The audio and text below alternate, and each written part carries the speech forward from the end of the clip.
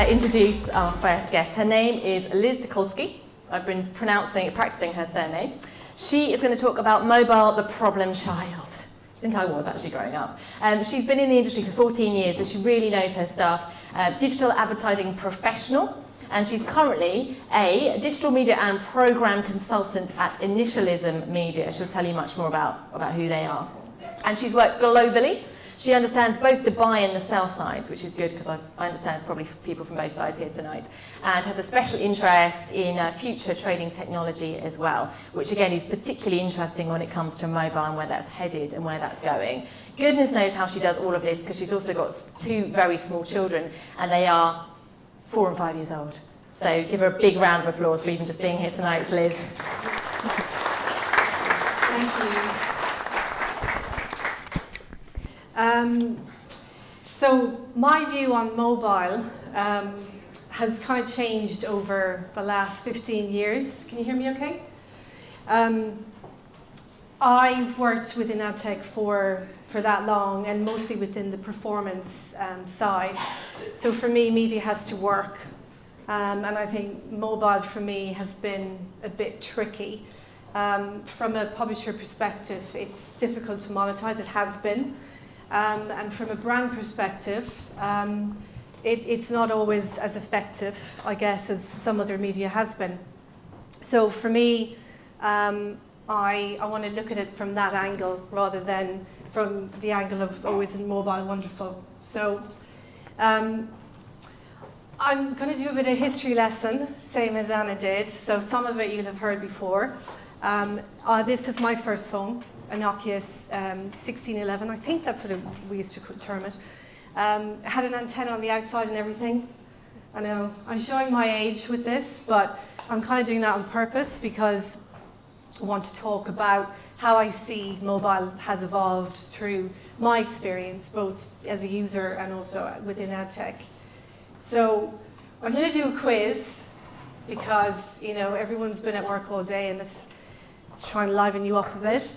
So there are no prizes but your pride. So first question, apropos nothing potentially, how many babies are born every day?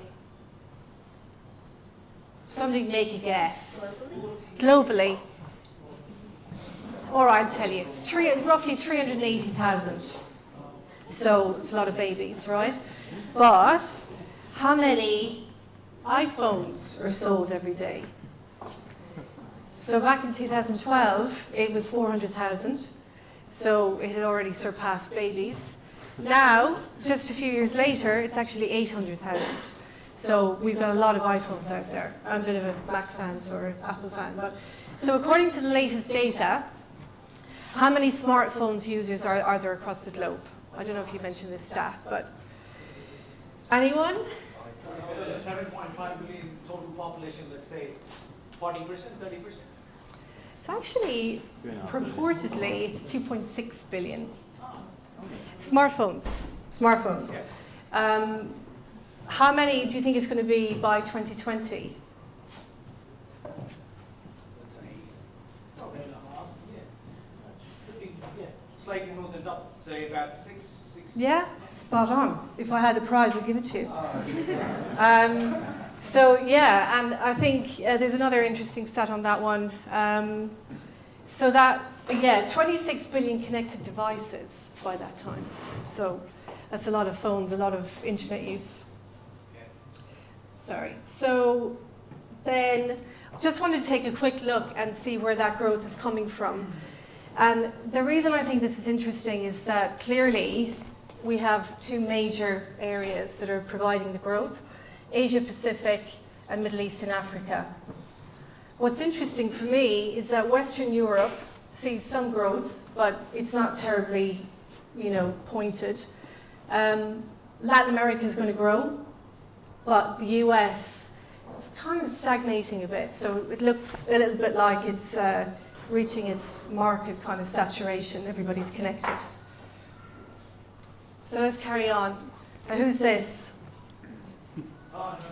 Really grainy picture, but believe it or not, it's the only one I could find.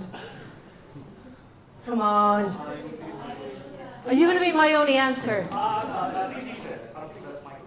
Of course it's Michael Douglas. You won't know that. You're very shy. And what was the movie? Wall Street. Exactly. What year? 1988 or something? 7, I believe. So, this man's very popular tonight. Who's that? If you don't know this, you weren't listening to Anna. Mr. Martin Cooper. I thought he looks a bit like Michael Douglas' dad, but it's not. So, what was the name of the phone? The brick. Yeah, It's not big. the murdering device. Yeah, it was Motorola, but it was the Dintac. 1 sec, sorry. It was the Dintac 8000X. Fascinating. What year was that? 1983. 73. How much did it weigh? 500 grams. Twice that. Kg. Twice that. It's nearly a kilo. How many numbers could it store in its memory? 30. Oh, you're good. Yeah. So you wouldn't want to have many friends, though, right? So, how long did the battery last? Looks like a big one. A week? An hour. So you wouldn't want to be chatterbox either. Okay. Last question. Oh no, second last. When was it commercially available? 1983. So it took a whole 10 years. And how much did it initially cost? And I'm talking about 73 now. 1,500. 3.5 grand. So obviously it was for the rich. So there wasn't a huge amount of market penetration at that point. So the question that I want to ask is, why is it taking so long? It's just a smidgen older than me. So in my book, it's long enough time. But we've had a bit of a stutter and stammer getting mobile marketing to work. So for me, the first point is technology. And I don't just mean in terms of going from 1G to 2G to 3G to 4G. I'm also referring to the marketing technology, AdTech. So why has it taken us so long as an industry to make the mobile a really, really useful medium? Real estate. And by that, I'm talking about both the fact that your phone is quite small and what real estate you have within that, but also the type of inventory that's available for brands, I guess, to advertise. Which leads to a monetization challenge for the publisher. Certainly been my experience that publishers have struggled to make mobile work, especially with the landslide from desktop to mobile. But on the other side, you also have the challenge from the brand, that how do they make sure that mobile is effective? So we'll take a look at those two things. User experience. So if you've got a phone that is pretty much the closest thing, this is something that you use to call people, has all your photographs, all your email. It's a very, very personal device. So you don't want to be lambasted with advertising either. I should try using the clicker. And then that's going to lead into the major holy grail, which is the single customer view, and how you can tell a story of the brand and use the mobile effectively in that. So, we're going to take another look at the history. So, 1973, good old Martin invented the phone. He went off and nothing happened for 10 years.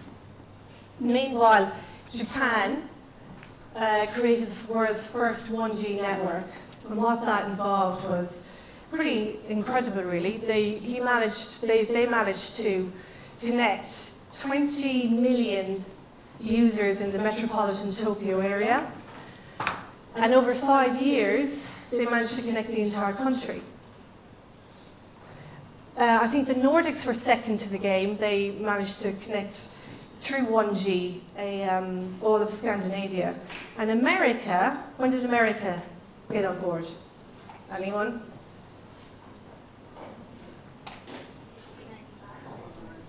'83. So as well as that, good old Martin managed to get some money from his invention in '83. The first commercial call through the global standard for mobile, I think you referred to this, Anna, but I can tell you exactly who it was. So that was, let me see, Harry Holkeri, who was the governor of the Bank of Finland, and he telephoned the mayor of Helsinki to talk about the price of Baltic herring. So that was the first call ever. Nice bit of pub quiz there. The following year, I have it as the following year, Anna, you had it in '94. Following year we had the first text message, and that was December 3rd, '92. And it was Neil Papworth. He sent the first text, and guess what he sent? 2 words, make it easy. Hello world. Merry Christmas. And it was to the Vodafone director, Richard Jarvis. Now, good old Yahoo, they were the first, apparently. Everyone, you can pick holes in my facts if you like, but apparently the first to launch the first keyword, and it was golf. Following year, yay, the smartphone was born. Now, anyone know what the first smartphone was? Who might have taken over as Motorola's most, prolific competitor? So it was the 9000X, I think, and it was called a communicator. And it looked like a phone, but you flipped out this paddle and you had a QWERTY keyboard. Oh, you remember, see? So it's been around for 30 years. It seems like a long time for us to get anywhere with that. First camera phone was also in Japan. I think it had 111,000 pixels, so it was probably a bit grainy. In 2002, RIM released the first BlackBerry, which was the 5810, I believe. Obviously, RIM had been involved in the organizer email part of the telco. Well, I shouldn't say telco because it wasn't 2G enabled, but so they were, we had Palm Pilots and all of that other things going on all through this time, but the BlackBerry was the first to merge the two together. And I don't know about you, but for me it was probably the only phone to have for business for a long time. I gave up my BlackBerry pretty reluctantly. But I gave it up for Apple. Yes, I did. So Apple released the 2G in 2007. And actually, it was a bit rubbish. It was missing some good, I think it photo sending it didn't have, and it couldn't do video recording. And basically, they went back to the, drawing board. And they released the 3G, which was a success and was my first Apple. And they didn't invent the smartphone, but for me, they made it. Suddenly, when I had that Apple, I went, yeah, I get it now. I get how you could advertise in this environment. But with all the other phones, no. The browser experience in the BlackBerry was horrible. The Apple, with the App Store, with the user experience, the whole thing was just such a joy compared to everything that we'd had before. So for me, that was the birth of the smartphone. So in that year, they opened the App Store. We're all kind of familiar with these brands. I'm not saying anything about them, but it's pretty much gaming, right? And it was a bit like Harry Potter, actually, because what you think would be for kids was actually, a lot of people, you see surprising kind of demographic on Candy Crush. It's, So it's a pretty prolific market. I think by 2010, there were 185,000, I don't even need these notes actually, 185,000 apps in the App Store, and 4 billion downloads. So suddenly we've got quite a big market. So advertisers want to get in on this. And mobile ad networks shot up everywhere. Performance-based. Did they perform? I'm not sure. My clumsy thumb click-through rate, I think, is probably, greatly enhanced the true value of all those clicks that they actually, because the click-through rate was quite good, but we kind of discovered afterwards that some of them were a mistake. So this is entirely my lexicon now in terms of mobile advertising 4.0. I guess where 4.1 is SMS, 4.2 is maybe AdWords, location, that type of advertising. 3.0, is banner advertising. And now, you've got social, video, native. Suddenly, it's possible to tell a pretty coherent story using the mobile as part of the story and not just the, a kind of supporting ad within a story that's told online. So, looking at this from a publisher perspective, that's pretty much my background, advising publishers on how to manage the inventory they had. And as I said, mobile was a bit of a pain. Certainly within programmatic for the last number of years, it's been the one that's been the toughest nut to crack. Publishers are seeing a huge shift over from desktop to mobile. You've got people like the Standard, ESI, closing down the Independent, going print or going digital only. So that's a huge kind of, business imperative there to make something work when you're faced with the reality of having your users consume through the mobile and tablet. So there was another point I was making on that. I think, because I was just looking today. So mobile advertising has taken over from print this year. And I thought it was TV desktop as number 1 and 2, but heard today from the IAB Interact that actually it's just turned that around. So online spend is now larger than TV. So I thought that was quite interesting. I didn't think that was going to happen quite so quickly.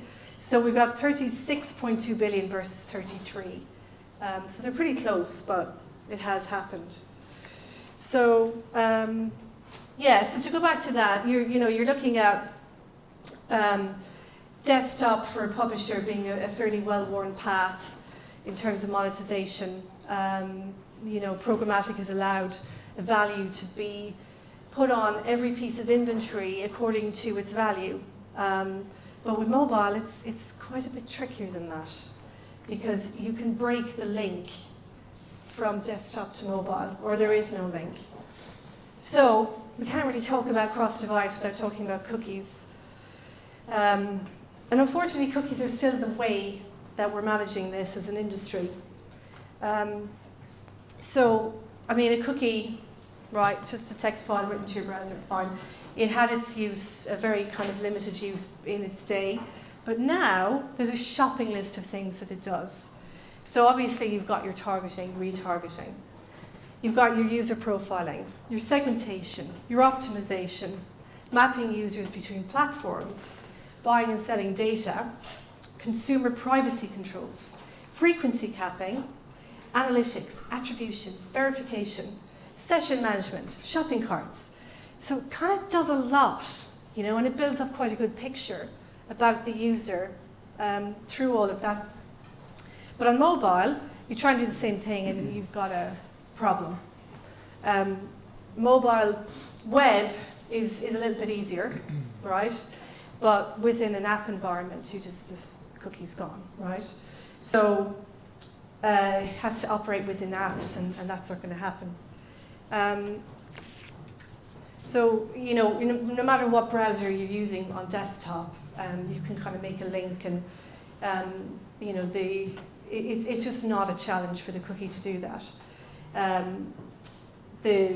You've got your HTTP as a uniform kind of way of doing it, and in mobile you've got different devices, different operating systems, different sandboxes and different apps, and the whole thing just kind of falls apart. So that is obvious't a major challenge for the publisher in terms of trying to have a value put on that particular mobile impression.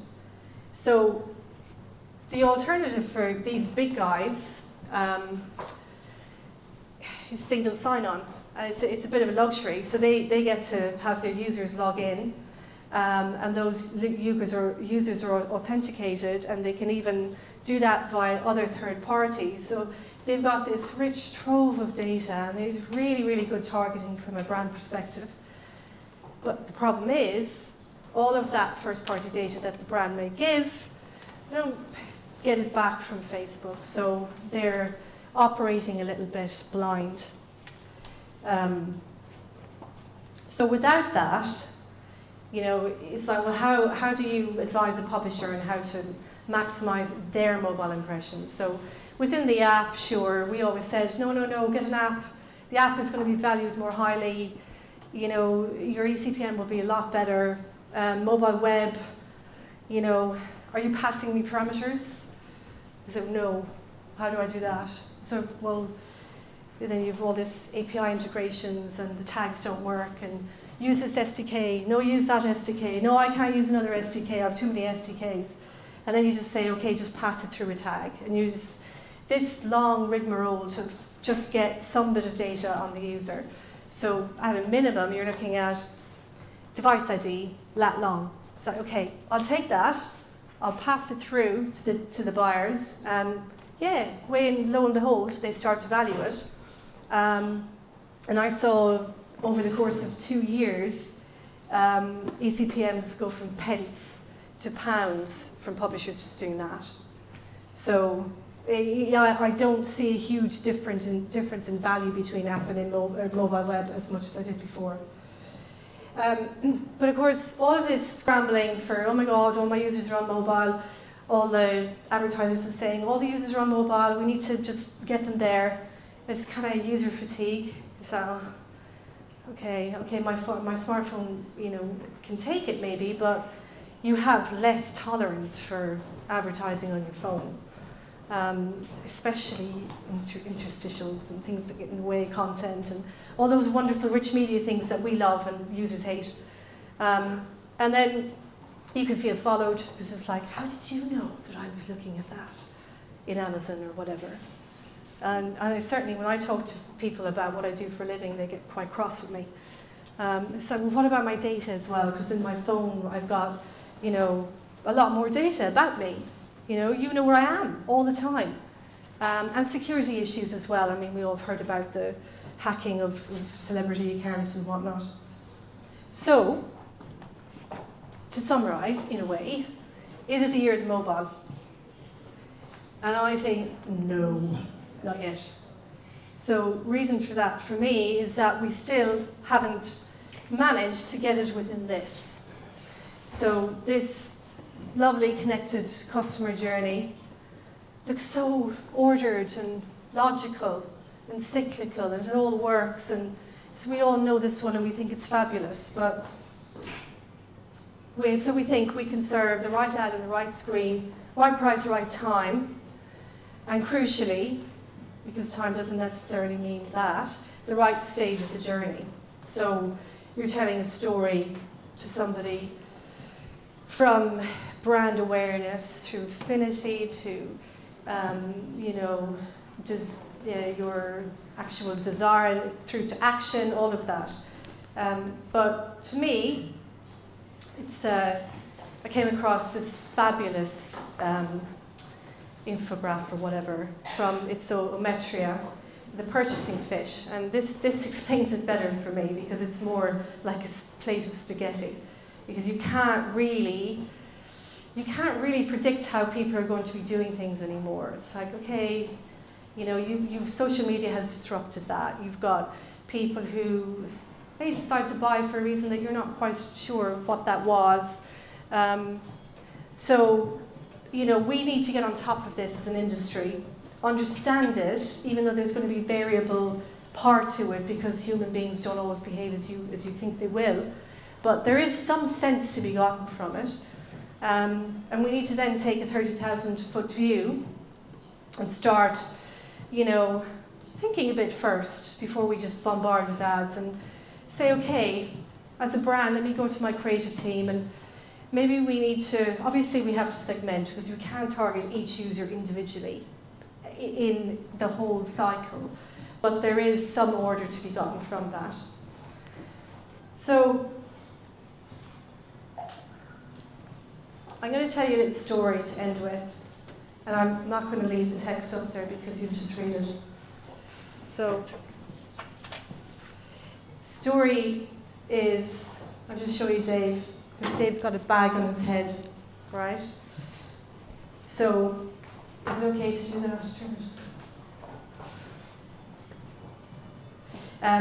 So Dave has a bag on his head because he values his privacy. Dave lives in South London, and Dave recently got married. And Dave's wife is looking to move house. So Dave is thinking about moving house as well. His wife is not thinking about buying a new TV, but Dave is thinking about buying a new TV. So he starts to browse models and specs, and he finds this amazing TV and he loves it. So Samsung knows that Dave's current TV is Samsung. So Samsung starts serving ads to Dave while he's on his commute. Later that week, while watching TV with his wife, the latest Samsung TV is advertised. So Dave says, wow, isn't that cool? Look at that. And she's ignoring him completely. She's busy looking at a Cookson ad for a pair of designer shoes that are half price on her iPad. So he's at work the next day. He's busy at work and he's looking at sports news. And he sees another ad for Samsung, this time with an offer. He's like, But then Dave goes out for lunch. And then that night, when his wife's gone to bed, he buys the TV. So then next day, Dave doesn't notice the new shoes in his wife's closet. His wife likes the new TV. And then Dave sees an ad for Zoopla and starts researching house prices in Dunwich. So if that seems a bit bizarre, what I'm trying to get across there is that in the right way, an advertiser can talk to you without it feeling intrusive. You can move somebody from zero moment of truth through along without making them feel like they've been advertised to. And that, for me, is the Holy Grail. That's it.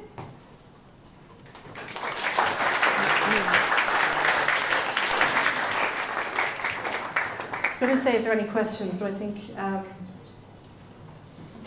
Anna wants to ask me a question. Oh, right, okay. First of all, I just want to say thank you so much, Louise. That was so interesting and elucidating, especially for me. Like, wow, it is so interesting. And I guess I want to start with the first question, if that's not too greedy. To me, there seems to be a real dichotomy. As a layperson, my first thought was like, wow, you guys have got it so easy these days with mobile, because I'm always looking at my phone, I've always got my eye on it, we've got all these opportunities. But then when I think into it a bit more, and your talk kind of explained, actually it's so fragmented, isn't it, these days? Whereas in the past, you might know the man driving the Land Rover with the wellies and the Labrador is going to buy a certain newspaper and a certain magazine. Nowadays, he's probably not going to buy either of those things. He's going to flit around on the internet, and his wife is going to use that device as well. So you don't know if you're talking to him or her or the kids. And you kind of touched on it at the end there, the Holy Grail. What do you think is the future? Do you think that it can actually be nailed in that sense, that you can actually make sure that our targeting advertising works and doesn't annoy the consumer?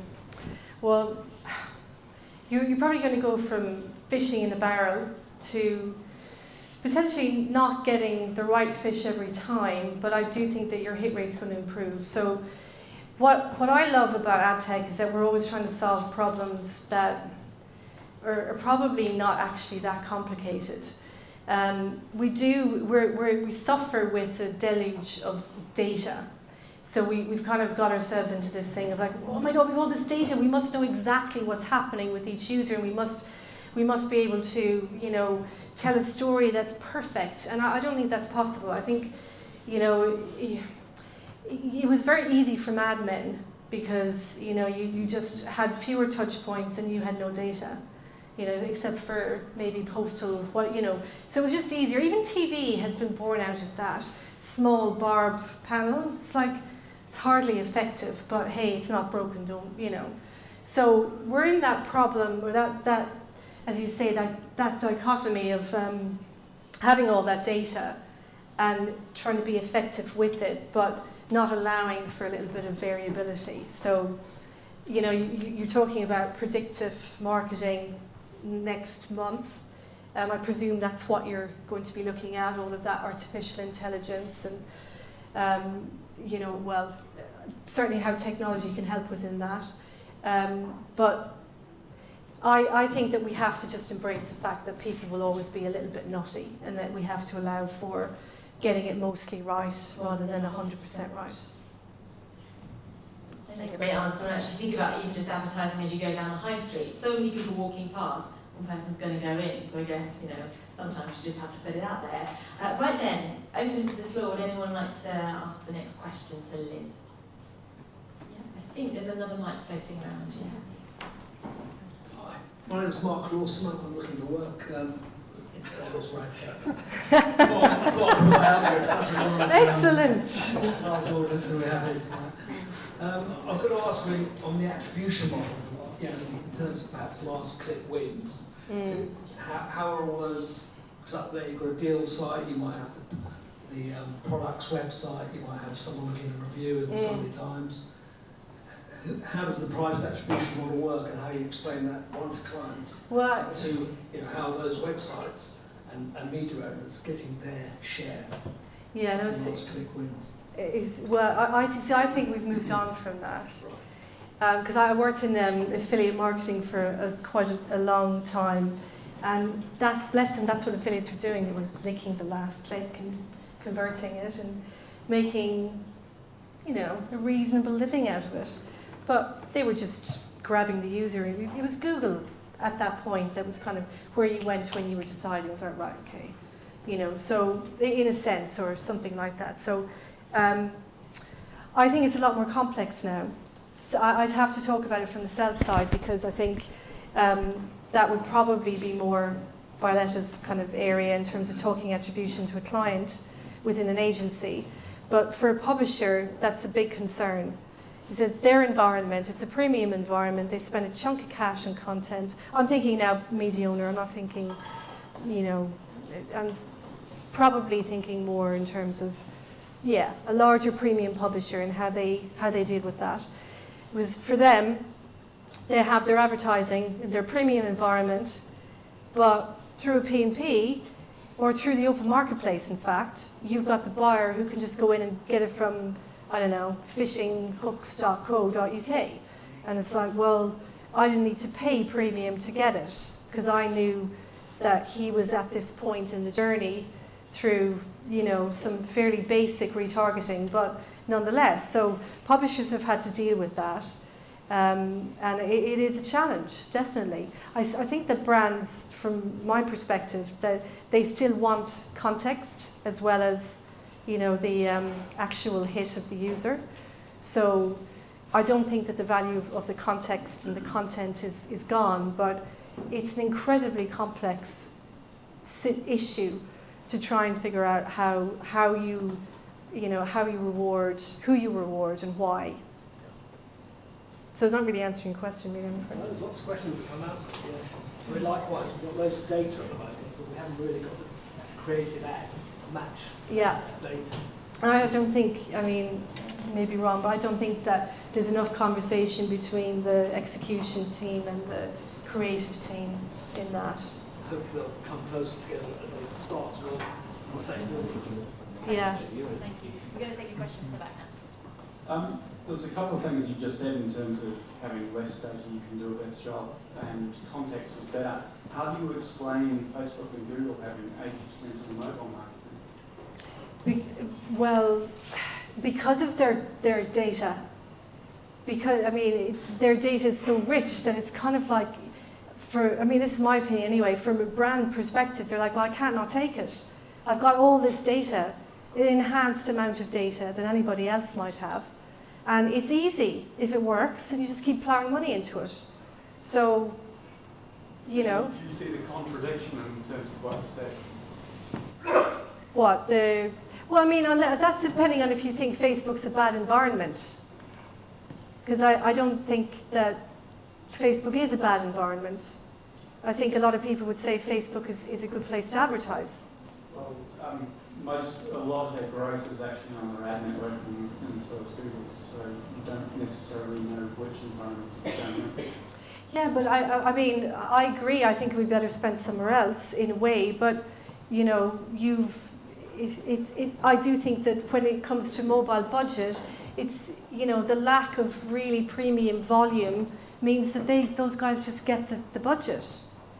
I mean, you know, maybe there'd be an opinion from agency that would, you know, refute that, but maybe we can talk afterwards if you think I'm contradicting myself. Thank you. Anyone else? Next question. I have a question. So in your example that you gave at the end, the guy's going around, he's looking for TVs all over, and presumably he's shopping around looking for the best price.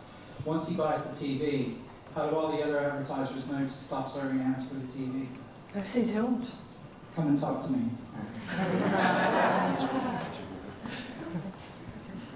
Mysterious, that's the way it's saying it. And if anyone's got a job for Mark, he's sitting there, he's wearing a jacket and a pink shirt. So Yeah. talk to him as well. Liz, thank you very much. Let's give another round of applause to Liz then.